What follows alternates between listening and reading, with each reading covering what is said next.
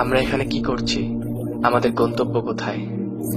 যেন আমরা একদিন ঘুম থেকে উঠলাম আর তারপরে অনুষ্ঠানে আপনাকে স্বাগতম। কোনো প্রশ্ন করবে না, তাল মিলে চলতে থাকো। যত পারো উপার্জন করো, চেষ্টা করো যেন ফতুর না হয়ে যাও। টিভি অনুসরণ করো, মেকআপ থেকে শুরু করে জামা কাপড় পর্যন্ত। এর চেয়ে বেশি কিছু ভেবো না, যা দেখানো হয় তাই ফলো করো। বিভ্রান্ত হয়ে পড়লে মদ্যপানে লেগে যাও। এখনো মাথায় প্রশ্ন ঘুরছে, রেডিওর ভলিউমটা বাড়িয়ে দাও। ডুবে থাকো নেশা, সেক্স, রক অ্যান্ড রোলে। আমি শুধু জানতে চাই, এই চক্রাকারে ঘুরতে থাকা জীবনধারার বাইরে কি আর কিছুই নেই? বৃদ্ধ হয়ে মারা যাওয়া, একটি সুখী পরিবার রেখে যাওয়া, আর রেখে যাওয়া একগাদা সম্পত্তি যার মালিক হবে অন্য কেউ। কবরে যাওয়ার আগে আমি আসলেই জানতে চাই,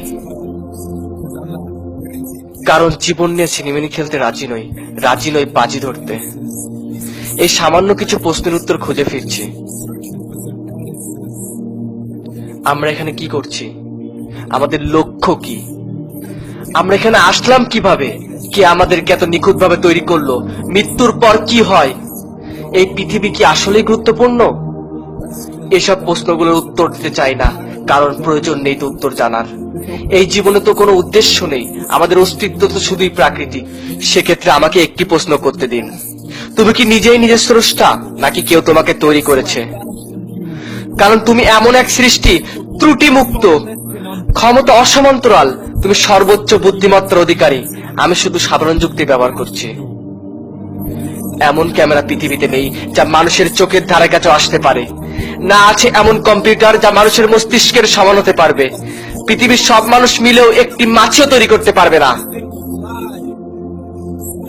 এত নিদর্শন, তবু আমরা অস্বীকার করি। বিজ্ঞান বলতে চায় এই সবকিছুই শূন্য থেকে এসেছে, অথচ একটি সরল হিসাব, 0+0+0 কখনোই 1 হয় না। তবে কোথা থেকে এই মহাবিশ্বের নিয়ম এবং বৈচিত্র্য আসলো? সবকিছুই মূল থাকে, আবিষ্কারক কিংবা স্রষ্টা। এই ভিডিওটা দেখতে পাচ্ছেন কারণ কেউ ভিডিওটা আপলোড করেছে।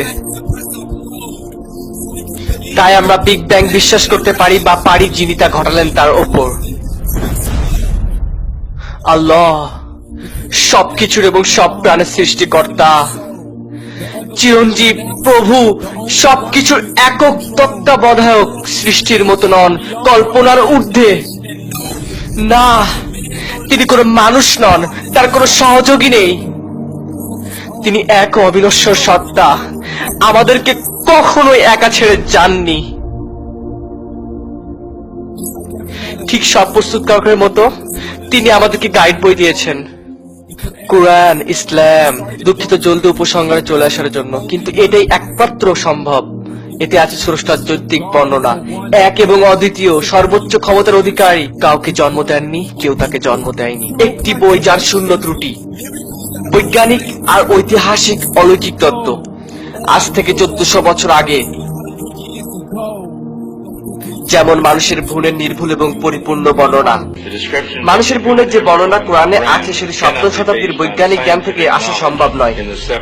পৃথিবীর জন্য পর্বতমালা কিলক স্বরূপ, যাতে পৃথিবী নরম থেকে রক্ষা পায়। বিচ্ছিন্ন দুটি প্রবাহিত সমুদ্রের পানি কখনোই এক হবে না। গ্রহগুলো নির্দিষ্ট কক্ষপথে চলার তথ্য, আর এই ঘূর্ণায়মান প্রতিক্রিয়া প্রভাবের দিন এবং রাত হওয়া। মহাবিশ্ব প্রস্তুতকরণ তথ্য এবং প্রতিটি পানির উৎস পানি থেকে হওয়ার তথ্য। অতীতের শিক্ষণীয় সকল ইতিহাস, বিশেষত ফ্রাউনের লাশ রক্ষিত হওয়ার তথ্য। পৃথিবীর স্থলভাগে সর্বনিম্ন স্থানের তথ্য, যেখানে পারস্য বাহিনী রোমানদের পরাজিত করেছিল। পুরুষের বীর্য নির্গমন পথ, মেরুদণ্ড পাঁজরের মধ্যস্থল নির্ধারণ তথ্য। এখন পর্যন্ত একটি শব্দ পরিবর্তিত হয়নি। উত্তর দিন, কিভাবে সকল তথ্য জানা ছিল? আজ থেকে 1400 বছর আগে এমন এক ব্যক্তির উপর যে লিখতে বা পড়তে জানতেন না, শুধু উচ্চারণ করতেন, যা ফেরেশতা বাণী নিয়ে আসতো। যদি এখনো বিশ্বাস না হয়, কুরআনের মতো বাণী আবিষ্কার করে দেখাও। শত চেষ্টা করেও পারবে না। তাই তুমি সৃষ্টিকর্তা ও তার পাঠানো বার্তা নিয়ে হাসি তামাশা করলে।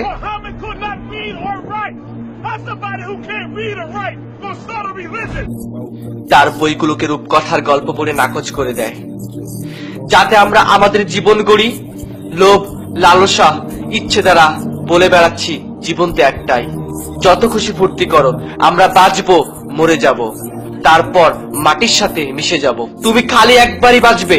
ভুল। গাছপালা মারা যাবার পর বৃষ্টি আসলে নতুন করে তার জীবন ফিরে পায়।